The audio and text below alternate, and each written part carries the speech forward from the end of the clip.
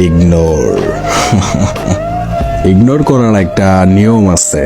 সাধারণত যার প্রতি আপনি দুর্বল, সে আপনাকে যত বেশি ইগনোর করে তাকে আপনি তত বেশি গুরুত্ব দিতে থাকেন। ফোন করেন, SMS করেন, ব্যাকুল হয়ে তার তরফ থেকে একটু রেসপন্স আশা করেন। কিন্তু মানুষ ততদিনে বুঝে যায় এই মানুষটাকে ইগনোর করলে বারবার আমার কাছেই ফিরে আসে, এর আর যাওয়ার কোনো জায়গা নাই। তাই সে ইচ্ছা করে আপনাকে রেসপন্স দেয় না, SMS দিতে দেরি করে, কথা বলায় অনীহা দেখায়, ব্যস্ততা।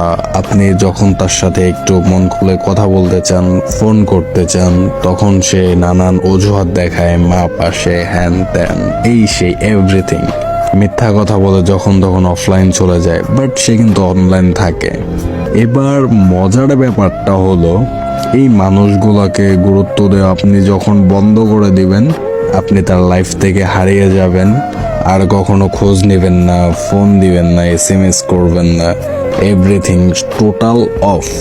সেদিন তারা রিয়ালাইজ করতে পারবে তারা জীবনে কত বড় একটা ভুল করে ফেলছে, আর এই ভুলের প্রায়শ্চিত্ত কতদিন তাকে বহন করতে হবে। সেদিন থেকে হয়তোবা আপনি তার কাছে খারাপ হয়ে যাবেন, হয়তো সম্পর্কটা সেদিন থাকবে না, হয় সম্পর্ক শেষ হয়ে যাবে, নয়তো আপনি ওই মানুষটার অবস্থানে চলে যাবেন আর এই মানুষটা আপনার অবস্থানে। ধন্যবাদ।